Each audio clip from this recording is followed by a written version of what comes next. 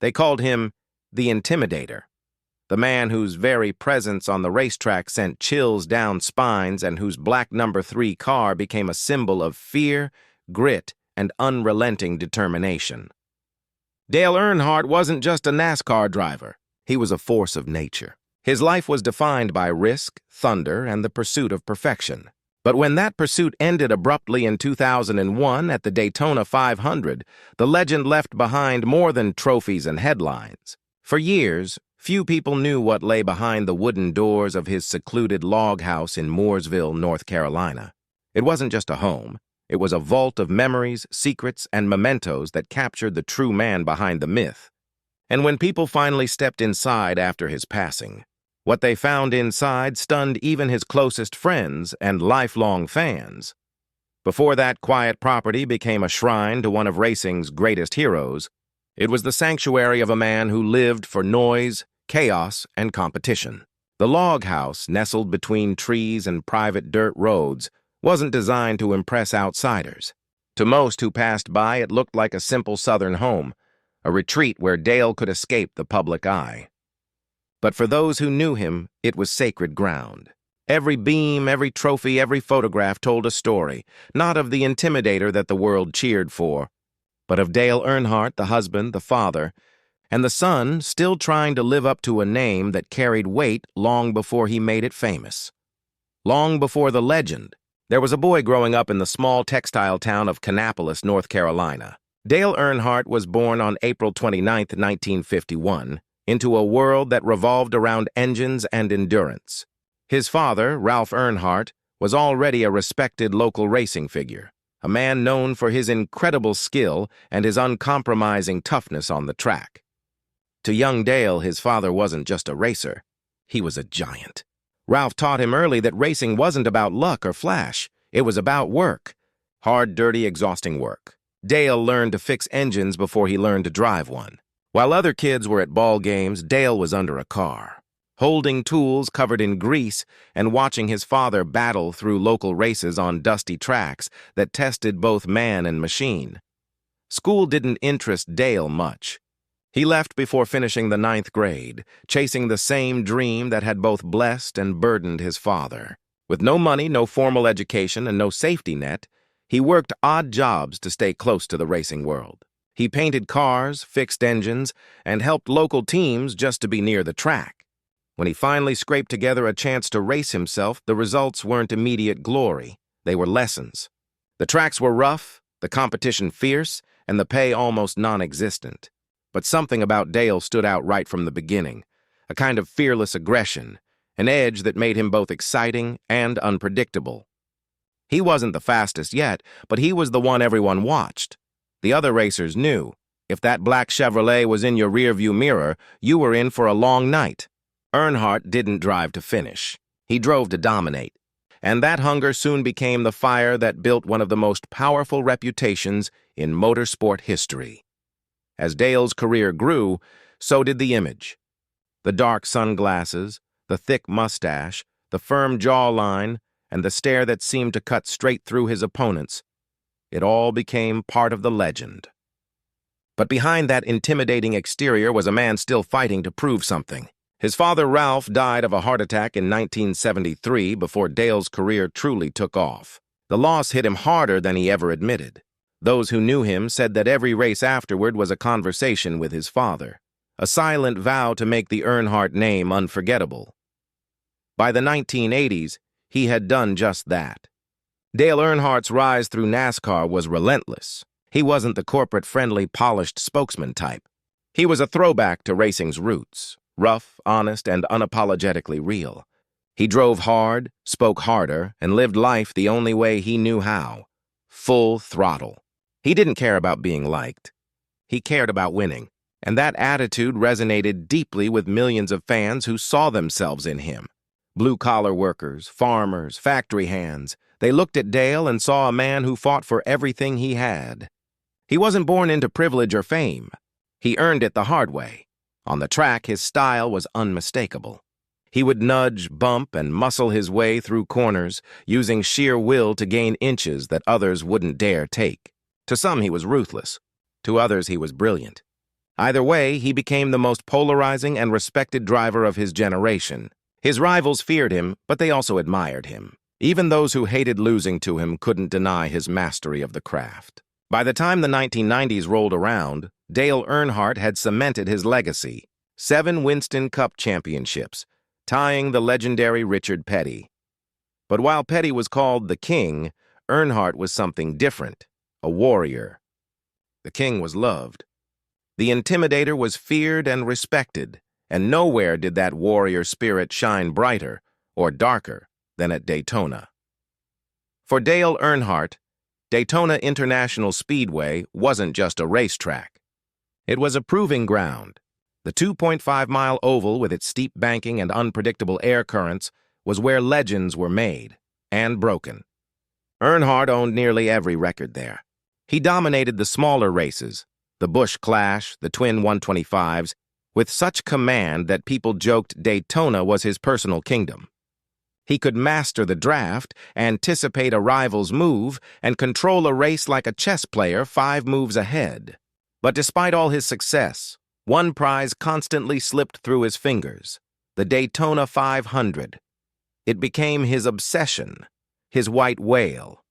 Year after year, fans watched the same drama unfold. Earnhardt would lead laps, outsmart his competitors, and come within sight of victory, only for something to go wrong. A blown tire, a spin, a crash. Fate seemed to mock him every February. The so-called Daytona curse became part of NASCAR folklore, yet every failure only made him more determined. The man who never backed down wasn't going to surrender to superstition. Then came 1998, his 20th attempt at the Great American Race. The grandstands were packed.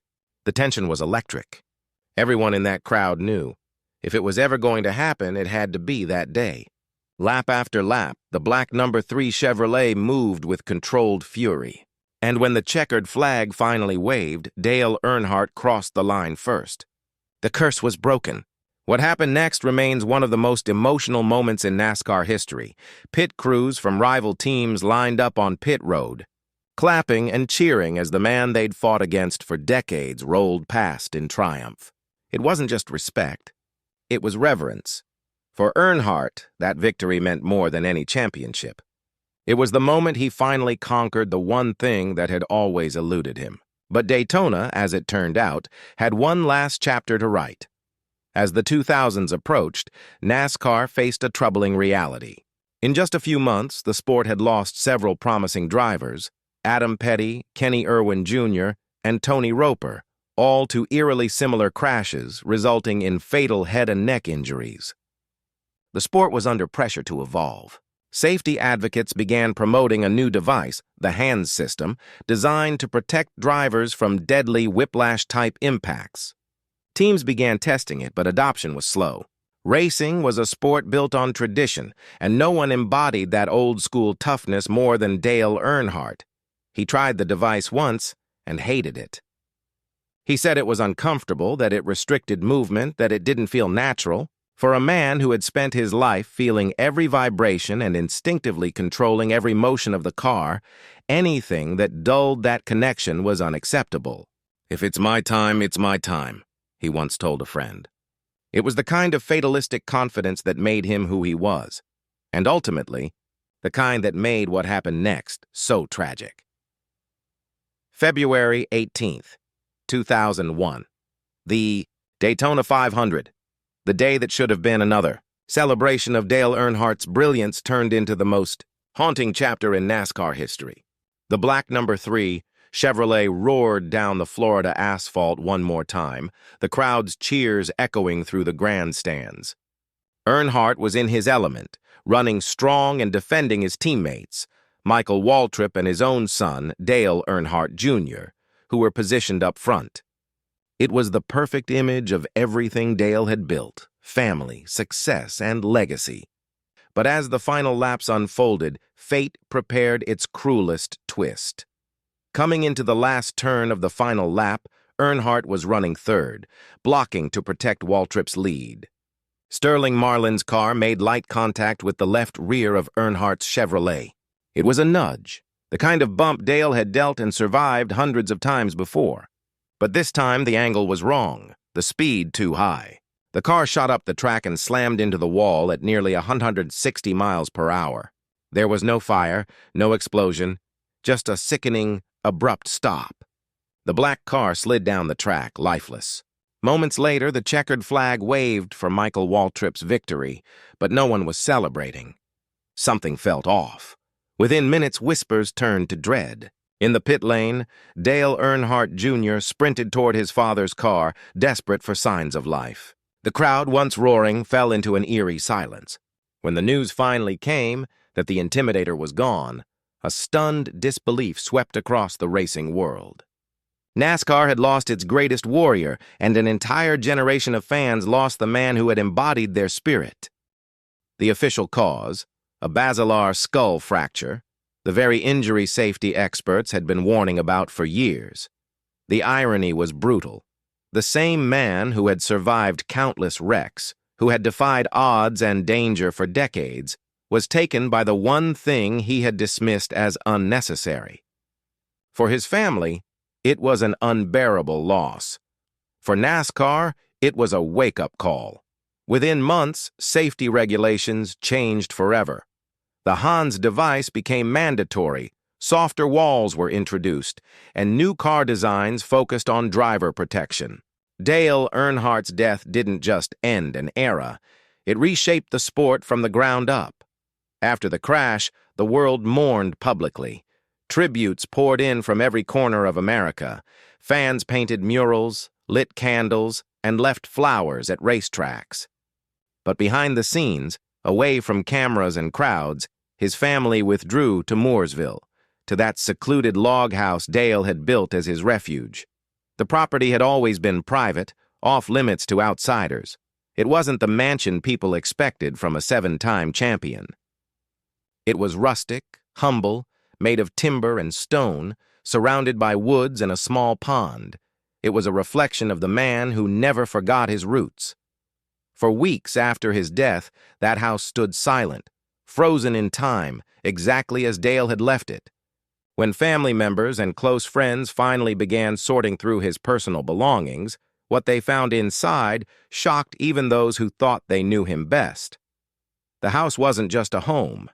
It was a museum of memories, a living scrapbook of a man's life told through objects, trophies, and secrets.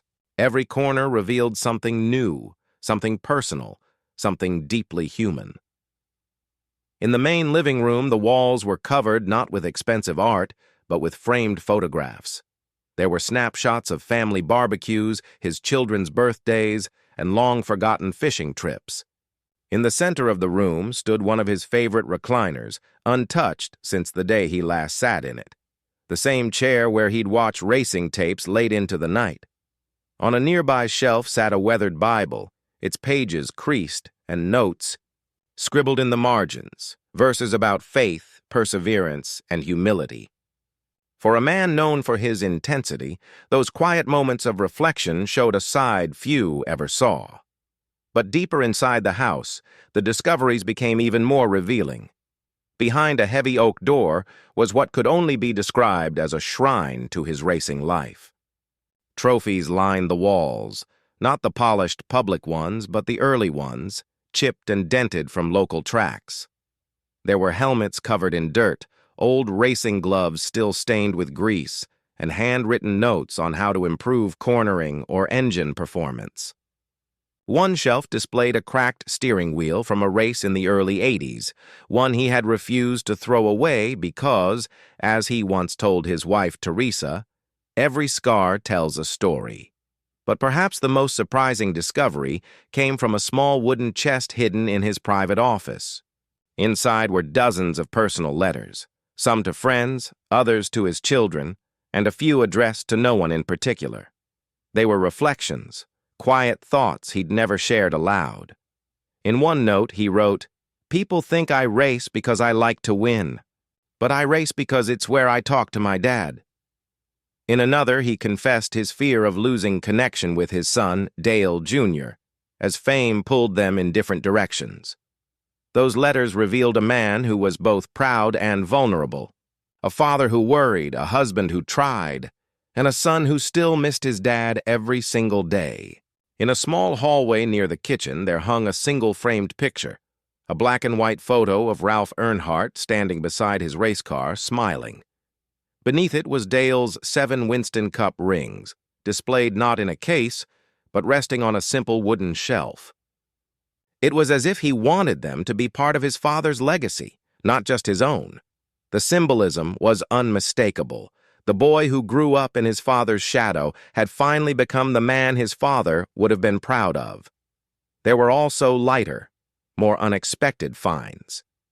Dale had kept a closet full of old hunting gear, fishing rods, and worn-out boots. Tucked inside one pocket was a note that read, "Gone fishin'. Be back when I'm ready." It became a family treasure, a small reminder of the humor and humility hidden behind the public persona of the Intimidator. In another room, they found a set of children's drawings from when Dale Jr. and his siblings were young, scribbles of race cars labeled Dad's Car taped up near his desk. He had kept them for decades. Perhaps the most powerful room in the entire house was the garage. It wasn't the glossy, state-of-the-art workshop fans might imagine. It was cluttered, lived in, and deeply personal. Half-finished projects sat next to restored classics. On one workbench lay a collection of tools that looked as if they'd been placed down only moments ago. His team later revealed that Dale preferred working on his cars alone late at night, long after everyone else had gone home. He said it kept him grounded.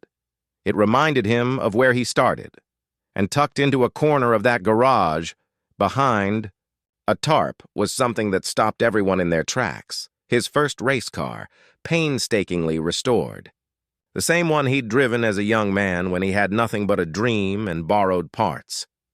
The car was covered in dust, but its presence spoke louder than any trophy ever could, as news of what was found inside spread quietly among those close. To the family, one thing became clear. Dale Earnhardt's house wasn't about wealth or fame.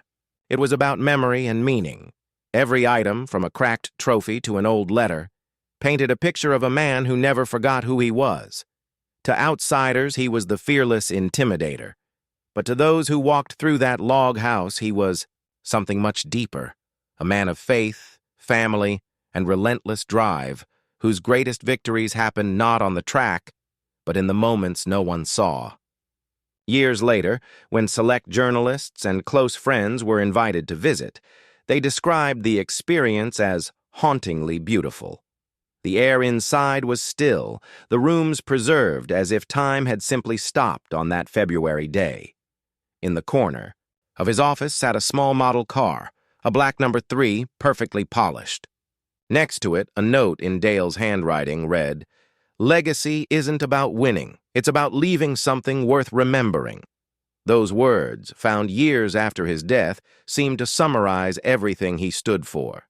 Today, the log house remains private, quietly maintained by his family as both a home and a memorial. Fans who drive by can only imagine what it must feel like inside, to stand in the place where one of America's greatest sports legends found peace. But for those who were lucky enough to step through those doors, one truth became undeniable. Dale Earnhardt was far more than the Intimidator. He was a dreamer, a fighter, and above all, a man whose love for racing and for the people he loved burned until his very last lap. And so, when people say they found something shocking inside Dale Earnhardt's log house after his death, they don't mean gold or secrets.